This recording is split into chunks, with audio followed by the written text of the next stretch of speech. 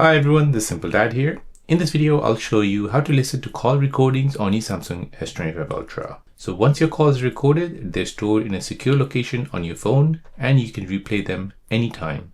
So just like playing a voice memo. So let me show you how to replay call recordings on your Samsung S25 Ultra. So here you need to go ahead and first open up the call app. Next, tap on the three dots at the top right and then tap on settings. Now you want to go ahead and find record calls. Tap on this and now you need to go ahead and find recorded calls. So these are all your call recordings which you have started when you were on a call, and you can go ahead and tap on any of them to listen to it.